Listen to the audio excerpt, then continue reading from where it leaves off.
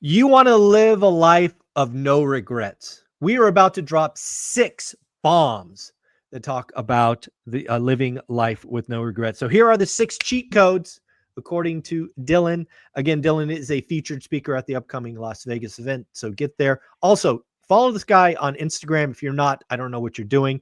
Dillionaire321 is right there on screen. Dylan, you put out amazing content seemingly every day. You just have a unique way of telling stories. And this particular post, 6 cheat codes to live life with no regrets, is something I consumed over and over and over again. So very well done. And let's go through the list. What do you got for number 1? Yeah, I appreciate all the kind words. Number one is kind of a spin-off of an analogy I've been using a lot. I think number one is write a story worth reading, uh, and understanding that like a story worth reading is not one of just like where the character in the story is always like just doing fun stuff or everything's always going right. A story worth reading, in my opinion, is someone that's like taking risk. Challenges. There's like there's peaks and valleys.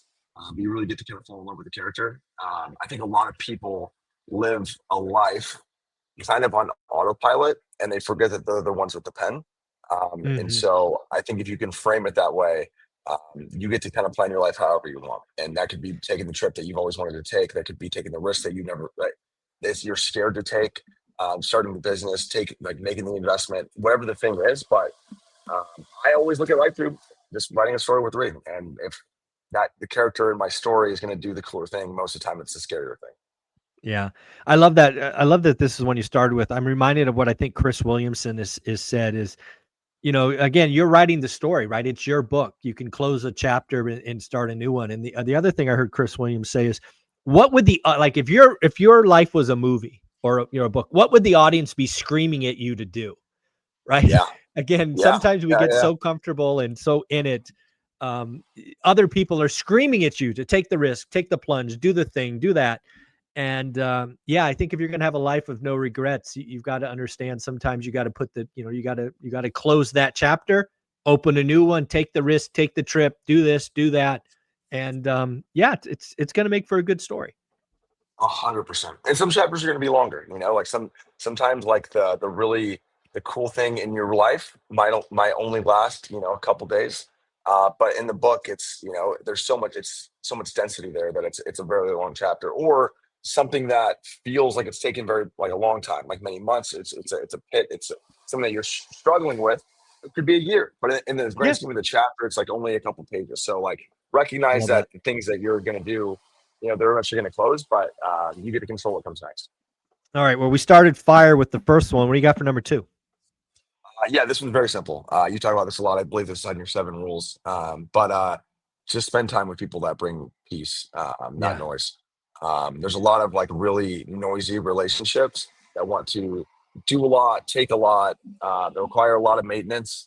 As I've gotten older, and I think that when I was younger, I used to, try to just be friends with everyone. As I've gotten older, I try to sure. just spend time with the people that allow me to really be me, where I don't have to put on this facade or like try to ask like really cool questions. I'm just kind of me Mhm. all the time. Yeah. Um, and that to me kind of centers me and kind of grounds me as a person. So as I've gotten older, I've got my circle a lot tighter. I just Yes. try to spend the time with the people that make me or allow me to just be me. Yeah, in my world, that this is the rule called audit your network, right? You've got to audit who you're spending time with. Do they charge your batteries? Do they drain your batteries? Are they going in the right direction? Show me your 5 friends and I'll show you your future, all of those things. And the last thing I want to say is this is considered one of your friends, right? I think a lot of people are consuming poison, literally consuming poison in negativity. And that's on you. Be an adult, own that. These algorithms that you so want to blame are simply giving you what you're watching.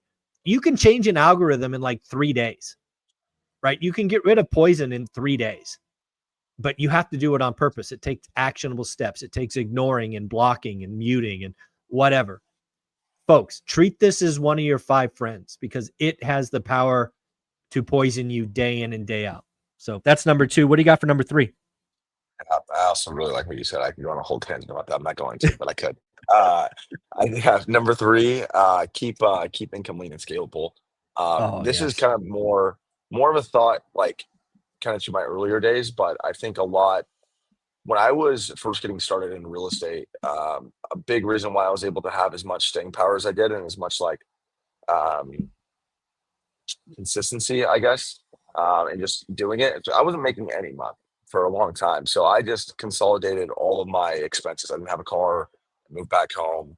I shopped at discount grocery stores. I did whatever I could to keep my overhead low, so I could keep pushing towards the thing. And I think a lot of people like are shackled by a lifestyle that they just kind of fell into. I think one, if you can just limit your overhead and realize like what actually matters, that's number one. Number two, um, just being smart, with your investments, with your business, it's very easy to just keep adding more. We have been very fortunate in our business to be pretty lean and kind of doubling down on what's working without having added a ton of overhead. So yeah, so I'm a big believer in that. I think that kind of allows you to have staying power and stick to itness. Yeah, I mean, again, this rule number 3 is a big push of mine. I've spent a lot of time over the last 3 months building a presentation on the 3 steps to getting wealthy, and this is frankly slide number 3, right? The picture is a rat inside a wheel, and in the story, the wheel is green, so I call it the green wheel. And I'm like, guys, you don't understand. The size of that green wheel, is based on how much your life costs. And if you're lean and scalable, you have a really small wheel. It's really easy to live life stress free. But if you let that wheel go from 2 grand to 5 grand to 10 grand to 20 grand to 30 grand, life gets really, really expensive. It takes so much energy to get the wheel moving. And heaven forbid somebody sticks a stick in it and the wheel stops. You could die, right? Go Yeah, bankrupt. And you're absolutely right. This is so much fun for me to hear. Rule number 3: keep income lean and scalable. yeah, yeah. Yeah. Number four, this is, I mean, I don't know if everyone kind of thinks like this, but maybe it's kind of an ode to my like wrestling career and kind of how I like to live life. But I like saying uncomfortable on purpose. Mm, Doing the thing that is generally harder to do. Um, Most of the time is going to be leading the direction of the person I want to become. Like interesting. this sounds silly, but I think this is more applicable to everyday life too. And the reason I'm saying it sounds silly because the analogy I'm about to use, but like I used to be, I'm what I call a recovering people pleaser. And if you're in business, it's not a good place to be. It's not a good person Right. to be because you're going to get walked all over. Yeah. Um, and so, because business is a really good mirror to who you become, a thing that I was struggling with for a long time was having difficult conversations because I didn't want people to be disappointed in me. And Right. so, the way that I started looking at it um, is I would get excited about having hard conversations because Yeah. I was realizing that each hard conversation that I'm willing to have that I don't want to have is helping me become the kind of person that's not a people pleaser, that is, a savvy business person. And you could take that, and umbrella that over your entire life, whether is working out when you don't want to, whether it's taking the stairs when everyone else is taking the escalator. But like most of the time, in my opinion, the harder thing is generally the better thing unless there's a way to just move smarter. But in terms of like taking care of yourself and doing things that we generally don't want to do, which are most time we opt to do the convenient thing. I opt to do the hard thing. Is most times sunshine. Yeah. I'm really glad you brought this one up again because something that I figured out, it was 2023. Um, and that was a year that if you just looked at my Instagram or whatever, you would think I had a great year. But I actually considered 2023 a failure because I did nothing uncomfortable. I didn't grow. I existed. I had some cool photos, but I didn't grow. And that led me now to take on yearly challenges that are hard and maybe impossible. Like 2024 was run my first marathon at 52, 50, this year trying to get sub 10% body fat, starting at almost 35. So again, I can't speak for women, right? I'm a guy, but I think guys have to get uncomfortable to feel challenged, to feel growth, Yeah, right? And dude, if like 2023 was such a bad year because I just existed. It was like I did nothing.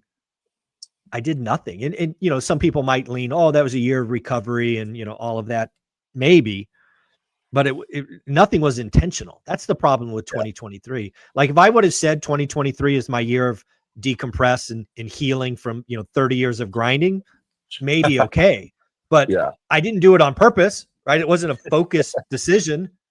And Yeah. so I lean into this. I don't know that I'd go as far as to say do it on purpose, but you've got to do something uncomfortable. You've got to grow. That's where growth comes from.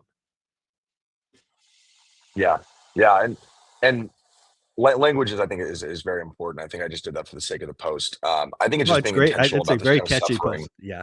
Yeah. Yeah, It's a it's great just being post. intentional about the kind of suffering that you're trying to do. Totally I agree. think, Totally yeah, agree. I think we need to your point. I think men need it. I think a lot of people could use it, but I think especially like if I look back, the easiest thing I'll do to kind of put a bow on this is like uh, in wrestling. I wrestled in college, very very hard. Cut a lot of weight, got my butt kicked a lot. Most times, I did not like what I was doing. The times I remember the most were my hardest parts. The times that I'm like, wow, that was fucking awesome, were my hardest parts. It was when I was cutting weight when I didn't want to. It was when I was wrestling a match I didn't want to. When I was winning the matches that I How shouldn't. low did you get? What was the low weight in college? So I wrestled 165 my first year, and I was cutting about 17 pounds a week to get there. So on Monday, I'd weigh 182. By Friday, I was 165. Yeah. It was rough. It Man, was very, yeah. dude, that's insane. Yeah. That's Yeah. Very, insane. All very right. rough. All right. Let's go to number 5 because I can't even imagine losing 15 or 17 pounds in a week. But damn. Yeah, yeah. Number 5, I don't even really know where this comes from. I think, like, just to kind of put a very big disclaimer, I'm not saying this is what I think that you should do. This is what works for me. This is how I like to Yeah. live. I'm not red pilled or blue pilled. I'd say I'm somewhere in the middle. I'm probably purple pilled, if anything. But I'm a big believer in building around your lifestyle, not the other way around. Um, I think a lot of people say sacrifice your 20s, and I think I think that's really good and sage advice. I've had a lot of instances in the last year that I was like almost paralyzed. I almost like I got my car totaled. Like some really tough things happened to me last year that I think changed my perspective on how hard I was grinding and the lack of life that I was living Mm, because I was just tomorrow, tomorrow, tomorrow, tomorrow.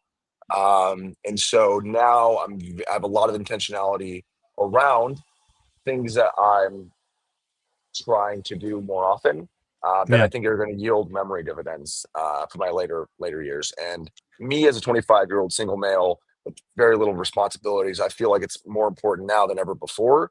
So For if there's sure. something that it's mainly to do with trips and experiences with friends and things like that, which is why I was in South America for as long as I was. But Yeah. yeah, I'm a big believer in building around your lifestyle. And like, if that means to me, that means less zeros in my bank account when I'm 70. I'm personally okay with that because I'd rather Yeah. have bigger memory dividends later on. Well, Personally, let's talk about this because I think this is the right answer. You know, bit depending on your life. Again, earlier we talked about living, keeping your income lean or your expenses lean. I'm sorry. Um, yeah, I love the idea of doing trips or things, experiences versus buying a new car. Because again, anything that you do now that adds debt or expenses grows that green wheel, back to the earlier Mhm. analogy. But if you just take $3,500 or 6 grand, but then go do a 5 week vacation or not even a vacation, a trip, because you're still working and grinding, yeah, because you can at least work half time when you're doing all that. Those memory dividends, you're going to have those for 50 years. And I yeah, absolutely think they're worth it. So again, if you're at, building around your lifestyle, please understand that's experiences. That's not Mhm. more debt. That's not more monthly expenses. We're not increasing our lifestyle or our overhead. We're just going up, ringing the register, adding some memories. I love that. So we've got 5 now. What's this 6th one? Or go ahead. You want to say something? I want to put a quick bow on that. I personally have zero judgment on how people choose to spend their money. Where I Agreed. have judgment or an opinion is if you're spending without intention and you're like just on this automatic wheel that you're not even caring about. My example being for me, a very big thing I think for Michael too is traveling with friends and all that stuff. That's a very, very big money dial for me. It's not Yep. for everybody. If your Yep. money dial is fancy shoes or whatever, it's not for me. But you just limit the things that don't bring you any joy. then you double down on the things that you do. So for me, that's traveling. And so I think that you need to double down on the things that are going to bring you the most memory dividends, and are going to bring you the most joy, and you cut out bullshit that doesn't. And that's where you kind of keep your income and your expenses lean. So that's kind of my love that.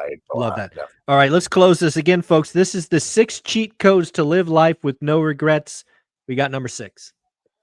Yeah. Number 6, I just say never stop saying yes to life. It's not saying that you should say yes to everything, because I think it's very important what you choose to say no to. But again, I'm like very different than your typical like grind kind of person. Like I've tried to lean into the things that scare me that are going to make a cooler story, from like doing stand-up comedy to, swimming in the ocean to jumping in cold water, like when it's frozen over. Like I just prefer to do the crazier thing. And I think that it's helped me a lot in business. I think it's helped me a lot in life. Just embracing who I am and what I'm capable of. Plus, like, you realize that like nobody cares nearly as much as you think they do. Exactly. And saying yes to things that are pretty wild makes for a hell of a story. And I'm very, very big on, I'm very big on that. So I think that you do that, you'll have a lot of fun. Yeah. At the end of the day, folks, this is the 6 cheat codes to live life with no regrets. Let me know in the comments below, what was your favorite one? And maybe even let me know which one you're like, I don't get it. Dylan and I would love to hear it. Dylan, where can people find you?